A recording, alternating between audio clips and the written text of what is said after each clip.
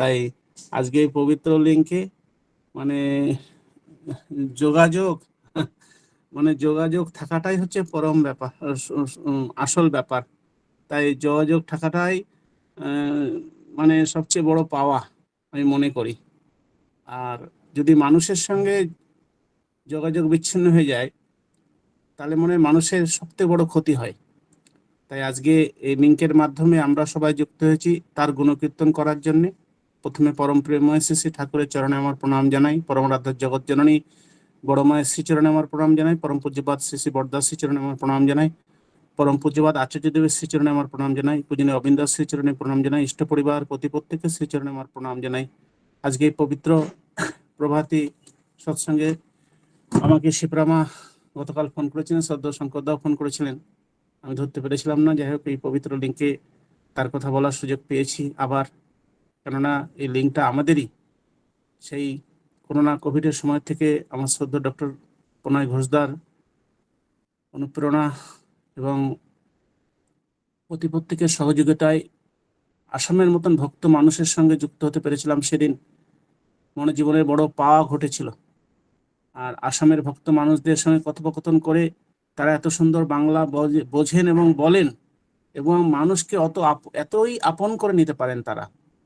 তাই সেদিন বড় পাওয়াটা আমি পেয়েছিলাম এই একটা পবিত্র বঙ্গাইগাঁও লিঙ্কে যুক্ত হয়ে। তাই আজকে আমি আবার পরমপিতার শ্রীচরণে এই লিঙ্কে উপস্থিত প্রত্যেকের সুস্থ সুন্দর দীর্ঘায়ু জীবন আমি পরমপিতার শ্রীচরণে কামনা করি। তৎসহিত আমার শ্রদ্ধেয় ডক্টর প্রণয় দাস সপরিবারের শান্তি স্বস্তি কামনা করি। উনি দীর্ঘদিন ধরে এই লিঙ্কটা চালিয়ে চলেছেন সবাইকে নিয়ে, সবার সহযোগিতায়। ওনার দক্ষতা, ওনার নিপুণতা এবং ওনার যে আপনতা, সবাইকে কাছে টেনে নিয়ে উনি যে আজকে এই লিঙ্কটা চালিয়ে চলেছেন। আবার আমি পরমপিতার চরণে দাদার দীর্ঘায়ু জীবন কামনা করি, সুস্থ জীবন কামনা করি। কি বলবো মানে এখন গরমকালের সময় তো আমার এখানে প্রায় 48 ডিগ্রি টেম্পারেচার এসে গেছে। একটু পাহাড়ের অঞ্চল, গরম প্রচন্ড, এবং লু বয় এখানে প্রচন্ড। গরম হাওয়া বুকে যখন লাগে, গায়ে লাগে, ওটা আগুনের ফুলকা এসে পড়ছে মনে হচ্ছে না। শরীরে ঘামটা খুবই কম হয় এখানে। তাই সকাল সকাল একটু ভিড় হয়ে যায় চেম্বারে, পেশেন্ট দেখছি,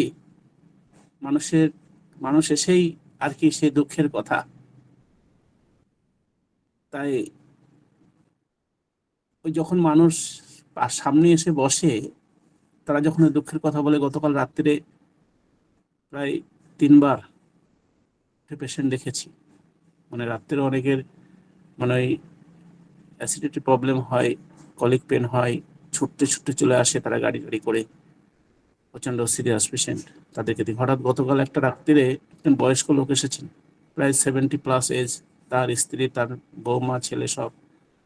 কি হয়েছে তোমার? রাত প্রায় 1:20-25 বাজে, আমার কম্পাউন্ডাররা বসে আছেন, আমাকে ডেকেছেন। আমি বললাম, কি হয়েছে? বলছে বমি হচ্ছে ডাক্তার। কি বমি? বলছে কাঁচা রক্ত বমি করছি। আমি একটু চেক আপ করে নিয়ে বললাম যে কদিন আগে এটা হয়েছিল? বলছে বছরখানেক আগে হয়েছিল প্রচন্ড। বিভিন্ন জায়গায় টেস্ট করে সবকিছু করেও কিছু সমাধান হয়নি। তারা কিছু বড় কিছু বলেছেন না, এমন কিছু বলেননি, রিপোর্ট সবই নর্মাল বলেছিলেন। তখন আমি বললাম ও ডুওডেনাল আলসার হলেও এই জিনিসটা হয়, আমার যা অনুমান। আর যাই হোক, সেই রিপোর্টগুলো একবার নিয়ে আমার কাছে আসতে হবে। এখন আমি কিছু ইনজেক্ট করে দিচ্ছি তোমাকে, তারপরে ওষুধপত্র কিছু দিয়ে দিলাম, এগুলো খাওয়ার পরে আবার আসতে হবে। তবে আমার একটা কথা মানতে হবে বাবা তোমাকে। আমি বয়স্ক লোকদের ওই বাবা বলি, আর বয়স্ক মায়েদেরকে বেশিরভাগ মাই বলি। বললাম বাবা একটা কথা মানতে হবে।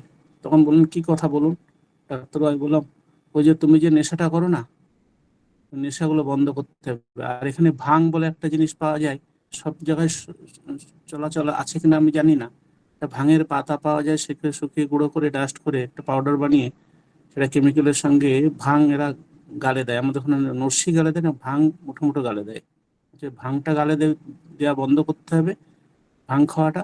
আর খেতে বন্ধ করতে হবে ওই তুমি প্রত্যেক দিন যে নেশাটা করো।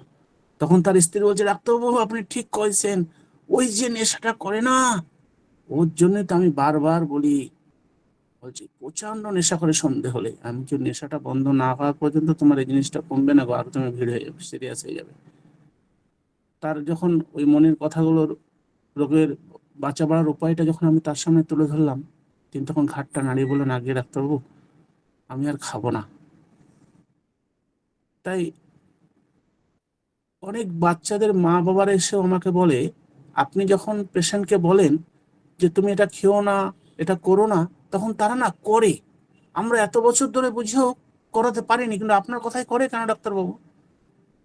তাই আমি তখন মনে মনে ভাবি, আমি যা করি না, খাই না, বলি না, সেগুলো আমার মধ্যে, আমি যেগুলোকে সুন্দর সুস্থ মানুষ বাঁচা বাড়া যা কিছু নিয়ে আমি জীবনযাপন করছি, সেইগুলোকে যদি আমি মানুষের মধ্যে তুলে ধরি, তখন সেই মানুষগুলোকে সেগুলোকে অ্যাপ্লাই করে সুন্দর আনন্দ পায়, খুশি হয় বলেই তাদেরকে ভালো লাগে, তারা মেনে চলে।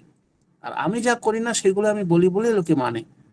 আমি করি না কিন্তু আমি করাতে চাই, সেটা হচ্ছে জোরদারি, একটা হুকুমবাজি হয়ে যায়, সেটাই কিন্তু মানুষ মানে না। তা আমি কোনো নেশা মাদক দ্রব্য খাই না, আমি আজে বাজে কথাও কাউকে গৌবিটুইন বলতে চাই না, হয়তো ভুলবশত হয়ে যায়, বা কখনো বেফাস কথাবার্তা বলতে চাই না, হয়তো হয়েও যায়। কিন্তু তার মধ্যে দিয়ে যেই মুখ দিয়ে যে কথাগুলো বেরিয়ে যায়, সে কথাগুলো যদি লোকে মেনে চলে, সেগুলো তো ঠাকুরেরই কথা, তারই বলা। তাই মানুষের মঙ্গলের অধিকারী হয়ে ওঠে। তাই আজকে সমাজ পরিবার পরিবেশে, জানি না সরকার প্রশাসন বা অন্য ব্যবস্থাপনার মাধ্যমে মানুষ কতটা উন্নতি লাভ করছে আমি জানি না, তবে আমি একটুকু বলতে পারি যে আজকে মানুষের একটা জিনিসের অভাব হয়ে গেছে। অনেকে বলতে পারেন হয়তো টাকা পয়সার অভাব, ঘর বাড়ির অভাব, খাওয়া দাওয়ার অভাব, বা অন্য কিছুর অভাব ছল। সেই অভাবগুলোর থেকে সবচেয়ে বড় অভাব হচ্ছে মানুষের মানুষের অভাব হয়ে গেছে। আজকাল মানুষের কাছেই একটা মানুষ নেই, আপনার মানুষ নেই। একটু আমরা চিন্তাধারা দিয়ে যদি বলতে পারি যে একটা পরিবেশে, মানে সপরিবারে একসাথে বসবাস করা সত্ত্বেও কিন্তু সেই নিজের মানুষদের সঙ্গে তাদের সম্পর্ক ভালো নেই। একটা বাড়ির মধ্যে তিনটে পাঁচিল গড়ে উঠেছে, একটা বাড়িতে তিনটে গেট হচ্ছে। তার কারণটা কি? তার কারণটা হচ্ছে ইষ্টহারা, আদর্শহারা, আত্মপ্রতিষ্ঠার তরে মানুষ ব্যস্ত হয়ে গেছে। আর সবাই যেন অহংকারী সেজে বসেছে। ওই আমার আমিটাকে যেন তারা একটা অহংকারী আমি করে তুলেছে। তাই সমাজ পরিবার পরিবেশে মানুষের, একজন মানুষের অভাব, ভালো মানুষের অভাব। তা আজকে এই ডিপি ওয়ার্কের মাধ্যমে আমরা যদি প্রত্যেকের মানুষের খবরাখবর নিই, প্রত্যেকটা মানুষের সুখ দুঃখের সাথী হই, তবে মানুষ আমাদেরকে পেয়ে খুব আনন্দিত হচ্ছেন, সুখী হচ্ছেন, আমরা বুঝতে পারছি। হয়তো আমি পেশেন্ট দেখছি, আমি হয়তো একটা কোনো স্বার্থের জন্য দেখি, পয়সার জন্য দেখি, আমি কিন্তু আজ পর্যন্ত কোনো পেশেন্টের কাছে পয়সা চাইনি। আজকে এই 30 বছরের জীবনে আমাকে কেউ বলে না যে আপনি পয়সা চান। তাই আমি যে এই এলাকা থেকে এসে একটা, আমি যে আমি সবার যে মনের মধ্যে একটু জায়গা করে নিতে পেরেছি, আমাকে যে লোকে ভালোবাসে, আমাকে যে ভাই ঠাকুরের মানুষ বলে, এর থেকে বড় পাওয়া আমার কিছু নেই। আপনি ঠাকুরের, আপনি সৎসঙ্গী ডাক্তারবাবু, এই কথাটা যখন বলে আমার বুকটা যেন আমার 80 ইঞ্চি হয়ে যায়। কারণ আমার ঠাকুরের গুণকীর্তন করছে, আমি ঠাকুরের জন্য হয়ে উঠেছি, আমার ঠাকুরের প্রশংসা করছে সবাই, তখন আমি যেন সবচেয়ে জগতে বেশি খুশি হয়ে উঠি, সুখী হয়ে উঠি। তাই তার পথে চলতে হবে, তার মতন হতে হবে আমাদেরকে। তিনি যা চেয়েছেন এক শুদ্ধ পবিত্র একনিষ্ঠ একটা মানুষ হতে হবে, দেবতুল্য মানুষ হতে হবে। তাছাড়া দুনিয়াতে কিন্তু বাঁচা বাড়াই কিন্তু অসম্ভব হয়ে উঠবে। আমরা অত অর্থের দরুন, সম্পদের দরুন আমরা হয়তো জীবনযাপনে কিছু আমরা একটু এগিয়ে নিতে পারি জীবনযাপন, কিন্তু সেই জীবনযাপনে অনেক দুঃখ কষ্ট জ্বালা যন্ত্রণা এসে যায়। হয়তো সেই বাধা বিপত্তিকে অতিক্রম করে আমরা সুন্দর আনন্দমুখর জীবনের অধিকারী হতে আমরা পারি না। সুসাইড, অ্যাংজাইটি, ডিপ্রেশন, অনেক মহামারী ব্যাধি আমাদেরকে আক্রমণ করছে। তাই আজকে সমাজ পরিবার পরিবেশে সত্যিকারের যদি আনন্দ পেতেই হয় মানুষের, এই অর্থ কিন্তু অনর্থ হয়ে যায়। এই সম্পদের এই আত্মীয়তার এই সম্পর্কের আনন্দটা হয়তো ক্ষণস্থায়ী। হয়তো থিয়েটার দেখতে গেলাম, সিনেমা দেখতে গেলাম 3 ঘন্টা 2 ঘন্টার আনন্দ, হয়তো কোনো জায়গায় পিকনিকে গেলাম 1-2 ঘন্টা আনন্দ, একবেলার আনন্দ, হয়তো কোনো জায়গায় ভ্রমণে গেলাম, সেখানে গিয়ে 2-4 দিনের আনন্দ, সেটা খতম হয়ে যায় আনন্দটা। কিন্তু চির আনন্দে থাকতে গেলে সেই সচ্চিদানন্দ সচিদানন্দ যিনি, তার সঙ্গ করতে হবে, তার পথে নিজেকে চালিত করতে হবে, পরিবার পরিবেশকে চালিত করতে হবে। আমি সুখী হওয়ার সঙ্গে সঙ্গে আমার পরিবার পরিবেশকে সুখী করব, এই ধান্দায় আমাকে সবসময় রত থাকতে হবে। তাই সেদিন ওই কথাটা আবার, যাজন বলতে কি সত্যি করে বইটা এরকম পড়া হয়নি এখনো, অতভাবে পড়তে পারছি না। তবে একটা কথা আমি সবসময় অনুভব করি যে মানে আমি যখন প্রেসক্রাইব করি একটা ট্রিটমেন্টের জন্য, অত নামি দামি ডাক্তার আমি নই, সাধারণ একজন চিকিৎসক। তাই যখন প্রেসক্রাইব করি তখন যেন সে অজানা জিনিসগুলোকে, এখন একজন মহিলা এসেছেন, আজ 4 বছর ধরে তার হেডেক, তার অনেক চোখের ডাক্তার থেকে অনেক ডাক্তার দেখিয়েছেন, তার হেডেকটা কমছে না। তখন তিনি আমার কাছে এসে, যখন আমার কাছে এসেছেন, আমি তার নাকে চেক করলাম। নাকে চেক করে নাকটা, উনি চোখে চশমা পড়েছেন, চোখের ডাক্তার অনেক প্রেসক্রিপশন এনেছে আমার কাছে। আমি তখন খালি মাথার উঁচু করে নাক দুটো চেক করে এটা মেরে যখন দেখলাম নাক দুটো পুরো বন্ধ। দেখুন, ওই মহিলা অনেক কথা বললো আমার সঙ্গে 8 ঘন্টা ধরে, যার জন্য আমি আসতে পারছি না ওনার কথা শুনে। অনেক দূরত্বে এসেছেন আমার কাছে, প্রথমবার শুনে এসেছেন আমার কাছে ট্রিটমেন্ট করতে। আমি নাক দুটোই বন্ধ। তখন আমি বললাম, আমি বলার আগেই বলছি না, তবু আমার নাকে অনেক প্রবলেম। বলছি কিসের? তা বলছে নাক দিয়ে সবসময় জল পড়ে, কাঁচা জল, আর ছিক হয়, আর হাঁচি কাশি হয় মাঝে মাঝেই, ঠান্ডা সহ্য করতে পারি না, মাথায় জল দিতে পারি না, আর ঠান্ডার দোষ খুব। আমি তখন বললাম, এই জন্যই তো আমি আপনার নাকটা দেখলাম, আপনি নাকে তো নিঃশ্বাস নিতে পারেনই না, হেডেক তো হবেই ওই অনিবার্য, তাই নাকটাকে খুলতে হবে। নাকটা না খুললে আপনি নিঃশ্বাস প্রশ্বাস পাবেন না। তাই আমি মনে ভাবি, এই যে আমার ডায়াগনোসিসটা, এই আমি কি করছি, আমাকে কে একজন বলে দিচ্ছেন। তাই আমি যদি একজন চাষি হই, তা আমি, আমার জমিতে সুন্দর ফসল কি করে উৎপন্ন হবে, তা তিনি করিয়ে দেন, বলিয়ে দেন, জুগিয়ে দেন। এবং আমি যদি একজন অফিসার হই, বা টিচার হই, বা যে কোনো কর্মক্ষেত্রে আমি যুক্ত থাকি না কেন, সবকিছুর সেই পয়েন্টে থাকেন কিন্তু আমার শ্রী ঠাকুর। তিনি সব করিয়ে বলিয়ে করিয়ে বুঝিয়ে দেন। আজকে আমরা সত্যিকারের জ্ঞানের অধিকারী আমরা হয়েছি, আমি তাকে ধরেছিলাম বলে আজকে সত্যিকারের জীবনে মানে খুব আনন্দে থাকছি, তাকে ধরেছিলাম বলে। তাই আমাকে কেউ যদি বলে যে অনেক কিছু খুশি করতে চাই আপনাকে, আপনি, আপনাকে আপনার ইচ্ছাকে পরিপূরণ করতে চাই আমি, আমি আমার অমুক তমুক বলে, আমি তার কথা আমি বিশ্বাস করব না। কেন, সে খুশির দ্বারা একটা মানে সেলফিশনেস থাকে, হয়তো আমাকে খুশি করতে, সেটা সেলফিশনেস চাওয়া পাওয়া তার মধ্যে থাকবে। বা সে যখন আমাকে খুশি করতে এসেছে, সে খুশিটা ক্ষণিকের জন্য, কিছু দিন, কিছু মাস, কিছু বছরের জন্য হয়তো খুশি। উনি চির খুশি তুমি আমাকে করতে পারবে না। আমাকে চিরদিনের মতন খুশি যিনি করবেন, তিনি হচ্ছেন আমার পরমানন্দ পুরুষোত্তম সচ্চিদানন্দ, সে আমার সচিদানন্দ। তাই তাকে আমি পেয়েছি। আর দুঃখ জ্বালা যন্ত্রণা কষ্ট আমার জীবনে কিছুই আমার নেই। গতকাল আমার স্ত্রী, আমি আলোচনাই করছিলাম, আমার শ্রদ্ধেয় শঙ্করদা যখন উনি পরিচালনা করেন এই লিঙ্কটাকে, যেদিন থেকে শঙ্করদার পরিচালনা আমরা শুনছি, সেটা দেখছি উনার কথার থেকে অনেক যাজন বেরিয়ে আসে। উনি যে পঠন পাঠন করে ঠাকুরকে এত বুঝেছেন, ছোট্টবেলার থেকে ওনার কথা শুনেছি। উনি স্বপনদা, যে দুই বন্ধু ছিলেন, এবং এত সুন্দর করে উনি বিশ্লেষণ করে, মানে মানুষকে প্রশংসা করে, মানুষকে ভরপুর করে, মানুষকে উদ্বুদ্ধ করে, তাকে বড় করে তোলেন। তাই এমন মানুষের সঙ্গ করলেই, তাই হচ্ছে সৎসঙ্গ। এমন মানুষের সঙ্গ করলে জীবনে অনেক কিছু প্রশ্নের উত্তর আমরা পেয়ে যাই, জীবনে অজানা জিনিস আমরা জানতে পারি। তাই মানুষ দুঃখ কষ্ট জ্বালা যন্ত্রণায় ভোগে এই কারণেই যে তিনি জীবনের সমস্যার সমাধান নিজে করতে পারছেন না। তাই সব সমস্যার সমাধান জেনে রাখি ইষ্ট প্রতিষ্ঠান। তাই আমরা যদি জীবনের সমস্যার সমাধান নিজেরা না করতে পারলাম, তাহলে আমার এই ধর্ম পালন করা, এই আমার শিক্ষিত হওয়া, এই বড় লোক হওয়া, এই জীবনে অনেক সাফল্য পাওয়া, এ কিন্তু হয়ে উঠবে না। তাই আমাকে আমার নিজের জীবনের সমস্যা, আমাদের যা যা সমস্যা, তার সমাধান আমাদেরকেই করতে হবে। তাই এই সমস্যার সমাধান আমি যখন করতে পারছি না, আমরা ছুটে যাই আচার্যদেবের কাছে, লাইন করে, হাজার লাইন করে তাকে আমরা কষ্ট দিতে চাই, তাকে 2 ঘন্টা জায়গায় 4 ঘন্টা বসিয়ে রাখি।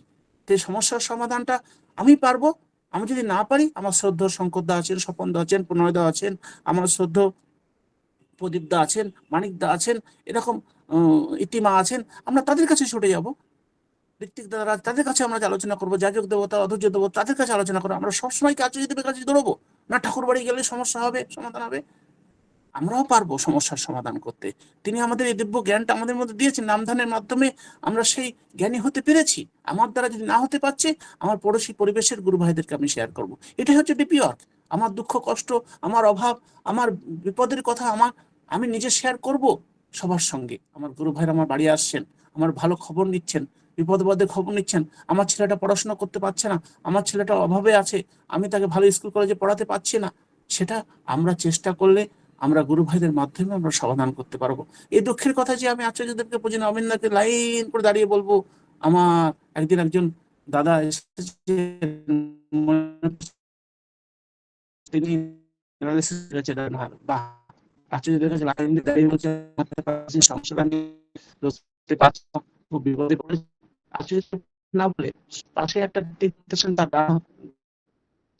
ট্রেনে কেটে গেছে, নামটা মনে পড়ছিল সম্ভবত।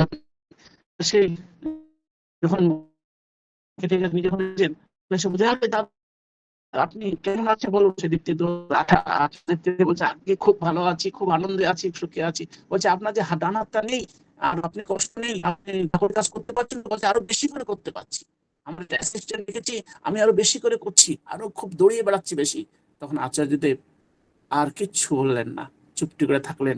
সেই ব্যক্তিটি কিন্তু তার সমাধান পেয়ে গেলেন, যে একটা লোকের ডান হাত কেটে পড়ে গেছে, সে ট্রেনে, সে যদি ঠাকুরের কাজ দৌড়িয়ে দৌড়িয়ে এইদিক ওদিক করে বেড়াচ্ছে, আর আমি মাত্র বা হাতটা আমার প্যারালাইসিস হয়েছে, কিছু ট্রিটমেন্ট বা কিছু ওষুধের দ্বারা হয়তো ভালো হতে পারি, কিন্তু আরেকটা হাত তো আমার ভালো আছে।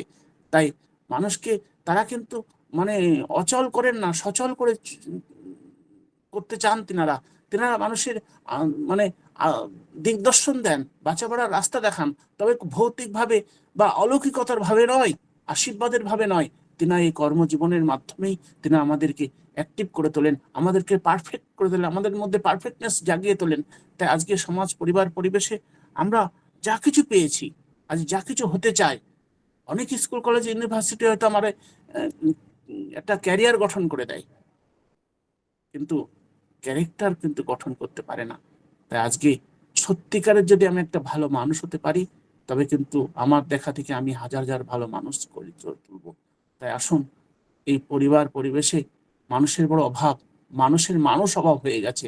তাই ডিপি ওয়ার্কের মাধ্যমে আমরা স্বল্প সময়ের জন্য হোক, ফোনের মাধ্যমেও হোক, তাদের সঙ্গে খবর নিয়ে তাদের, আমরা কিন্তু আজকে একজন গুরু ভাই আমার কাছে আসলেন, এসে একজন গরিব, সত্যি কথা বলতে ইষ্টবিতও দিতে পারেন না, মাসে মাসে সস্তায়নী পরিবার, তিনি এসে সকালবেলা 2000 টাকা দিয়ে আমাকে বলছেন, ডাক্তারবাবু আমাদের মন্দির হচ্ছে, মন্দিরের জন্য অর্ঘ্য দিলাম। মানে সে জমিতে 5 কিলোমিটার দূরে গিয়ে সেই মাটি কুপিয়ে কুপিয়ে সারাদিন ধরে হয়তো দুটো টমেটো, হয়তো দুটো আলু লঙ্কা চাষ করে, ধান চাষ করে, ভালো ফসল হয় না, সে কিন্তু 2000 টাকা আমাকে দিয়ে বলছেন ঠাকুরের কাছে লাগাবেন ডাক্তারবাবু। আমার তো চোখে জল এসে গেল। তাই আমি ভাবলাম, তোমার মতন লোক এই যে ঠাকুরকে এত বুঝেছো, এত জেনেছো, তাই এই 2000 টাকা হয়তো তার 2 বস্তা চাল হয়ে যেত বাড়িতে, এই জন্য ঠাকুরের কাছে যোগান দিলেন। তার তোর যোগান সে তিনিই দেবেন রে ভাই, তোর যোগান তিনিই দেবেন। তাই স্বস্তি হবে ভগবান, ভয় নাই আর ভয় নাই, ইষ্টার্থে প্রাণ যে করেছে দান ক্ষয় নাই। তো আজকে আমি একটু ব্যস্ত আছি, চেম্বারে পেশেন্ট একটু ভিড় আছে। আগামী দিন আবার একটু সময় পেলে আলোচনা করব। সবার মঙ্গল কামনা করি, সবাই ভালো থাকবেন। শ্রদ্ধা শঙ্কর দা এত সুন্দর একজন ভক্ত মানুষ, ওনার মিষ্টি কণ্ঠে, ওনার এই পরিচালনা পরিবেশন এত সুন্দর উনি করেন। এই লিঙ্কটাকে আরো সুন্দর হয়ে উঠুক। আর এই লিঙ্কে যারা যারা যুক্ত থাকেন, সবাই আমরা একটা পরিবারের, আমরা কেউ কখনো আলাদা নই। আর তার সঙ্গে সঙ্গে আমাদের বাংলাদেশের ভক্ত মানুষরা এখানে থাকেন, আমরা খুব ধন্য। এই বঙ্গাইগাঁও লিঙ্কটা আরো দীর্ঘায়ু হোক, আরো অনেক অনেক মানুষের সমাগম ঘটুক এই লিঙ্কে, এই আরাধনা করি পরম পিতার আত্মচরণে। সবার মঙ্গল কামনা করি, সবাই ভালো থাকবেন, সবাইকে জয় গুরু। জয় গুরু, জয় গুরু। শ্রদ্ধা দাদা, জয় গুরু। প্রথমে বলি, আমার শ্রদ্ধা দাদা ডক্টর অসীম কুমার ঘোষ দাদা, সহপ্রতিনিধিক পরম দয়াল শ্রী ঠাকুর অনুকূলচরণের পবিত্র ব্রত বাঁধাধারী কর্মী, তারই কর্মী, ইষ্ট কর্মী।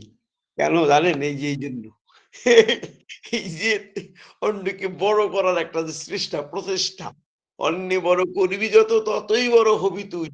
বড় হবার একটি পথ, একটি ছাড়া নাইকো দুই। ঠাকুর বলেছেন যে বড় হবার একটি পথ, অন্যকে বড় করতে হবে।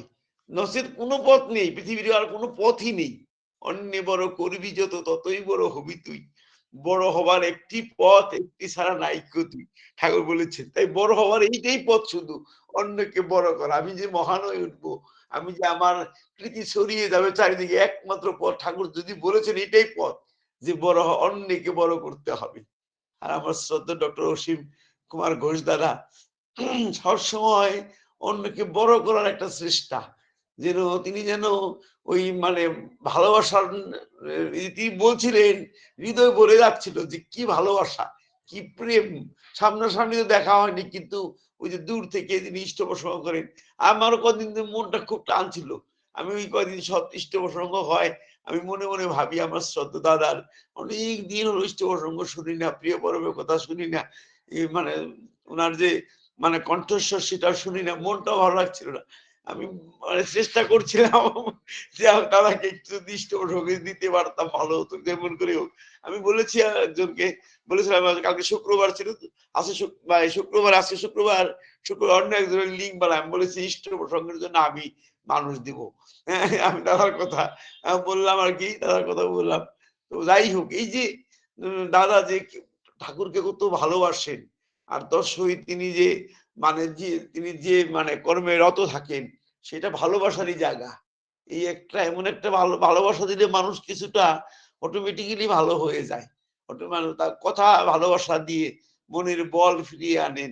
এই যে আমার শ্রদ্ধা দাদা বলছিলেন প্রথমে, যে রুগীর কথাটা বলছিলেন, তাকে কেমন করে দেখে তিনি চিকিৎসা করলে, সবসময় অপরের মঙ্গল কামনায় ওনার মঙ্গলের মানে সবসময় অপরের মঙ্গলের জন্য প্রস্তুত থাকে, তাই তো তারও মঙ্গল প্রসূতি হয়। ঠাকুর বলেছেন অপরের মঙ্গল কামনাই নিজ মঙ্গলের প্রসূতি। প্রসূতি মানে গর্ভধারণ করা আর কি, আমরা যে বলি, তাই নিজের মধ্যে সেই প্রসূতি আসে, মানে নিজের মঙ্গল আসে। আমার শ্রদ্ধা সব সময় সবার মঙ্গল কামনা করেন, আমাদের মঙ্গল কামনা। রুগীদের যারা আসেন প্রত্যেকে তার কাছে দূর দূরান্তর থেকে ছুটে আসে, তাই যে ওখানে গেলে আমি ভালো হবই কি হব, কথা দিয়ে ভালোবাসা দিয়ে এমন করে তিনি ভালো করে তুলেন, মানুষ সুস্থ হয়ে উঠে। এবং চিরদিনের মতো তার যে কতগুলি মানে মানে বদ অভ্যাস, সেগুলো দূর হয়ে যায়, আস্তে আস্তে ভালো মানুষ হয়ে উঠে। এরকম অনেক ঘটনা দাদা বলেছেন জীবনে, আমরা আগে অনেক শুনেছি। হ্যাঁ, যে অনেক তার মানে দাদার জীবনে অনেক ঘটনা আছে, যেগুলি শুনলে মানে সবাই যারা জানে তারা জানে যে আমার দাদা কত ভক্ত মানুষ, প্রিয় পরমকে কত ভালোবাসে, কেমন করে তিনি তাকে নিয়ে চলছেন জীবনের পথে। অসাধারণ মানে ঘটনাদির মধ্যে আর ডিপি ওয়ার্কসের কথাটা খুব সুন্দর করে বলছেন আজকে, একদম প্র্যাকটিক্যাল কথা। আমি মানে শুধু দূরে দূরে ঘুরলেই হবে না, আমি প্রত্যেকটি মানুষকে চালিয়ে দিতে হবে, ইষ্ট কর্মে ইষ্ট যুক্ত রাখি। আমি সব সময় আমরা যেন এই চেষ্টা করি। রাস্তায় দেখা হলো গুরু ভাইয়ের সঙ্গে, সে তাকে জিজ্ঞাসা করলাম, তার ভালো মন্দ খবর নিলাম, সে কেমন আছে, ভালো আছে কিনা, তার পরিবার পরিজনের খবর নেওয়ার পর তাকে জিজ্ঞাসা করলো, দাদা ঠাকুরের কাজ চলছে তো ভালো মতো। এইভাবেই আস্তে আস্তে ডিপি ওয়ার্কস হয়ে যায় প্রত্যেকটি মানুষকে। অনেক লোক দেখা হয়, সবের সঙ্গে এই একই জাতীয় কথা বললে মানুষ আপ্লুত হয়ে ওঠে, প্রিয় পরমের আস্তে আস্তে ভালো মানে প্রিয় পরমের মানুষ হয়ে ওঠে। কত মানুষ দেখি ঠাকুরকে কেমন করে ভালোবাসা শিখে গেছে মানুষের কথায়। জয়গুরু শ্রদ্ধা দাদা, অপূর্ব ইষ্ট প্রসঙ্গ, অসাধারণ নিবেদন তারই চরণে। আমরা সবাই একদম মানে আপ্লুত হয়ে উঠলাম, ইষ্ট প্রেম আমাদের মধ্যে জেগে উঠেছে। শ্রদ্ধা দাদা কি সুন্দর করে বলেন, হৃদয় আমাদের ভরে যায়। ব্যস্ততা, সবসময় ব্যস্ত, রুগী দেখতে হয়, পেশেন্ট আছে অনেক, ইষ্টকর্মে তার মধ্যে ইষ্টকর্মে মন্দির বানাচ্ছেন, সেখানে ব্যস্ত হয়ে থাকেন। পরম পিতা চরণে আমার শ্রদ্ধেয় দাদার পরিবার পরিজনের সবারই মঙ্গল প্রার্থনা করি। তৎসহিত তিনি যেন সুস্থ স্বাস্থ্য নিরোগ হয়ে থাকেন এবং প্রিয় পরমকে ভালোবেসে জীবনের পথে এগিয়ে চলুন। তার যে কর্মে তিনি ব্যাপৃত থাকেন, আরো থেকে আরোতর হয়ে উঠুন এবং সুখে শান্তিতে আনন্দে ভরপুর থাকুন, এই প্রার্থনা বিভু রাঙার আতুল চরণে। তারই আশীষ বর্ষিত হোক দাদার উপর। দাদা যেন আরো থেকে আরো তোর হয়ে ওঠেন। আমরা দূর থেকে দেখে যেন মনে করি ওই যে আমাদের দাদা কি সুন্দর করে ইষ্ট কর্মে থাকে, প্রিয় পরমকে কত ভালোবাসে। তাহলে আমাদেরও খুব ভালো লাগবে, কারণ তিনি আমাদের অতি প্রিয়জন যে, তাই আমরাও মনে করবো যে আমার একজন অতি প্রিয় মানুষ, কি ভালোবাসা তার হৃদয়ে। জয় গুরু শ্রদ্ধেয় দাদা, খুব ভালো থাকবেন। জয় গুরু, জয় গুরু।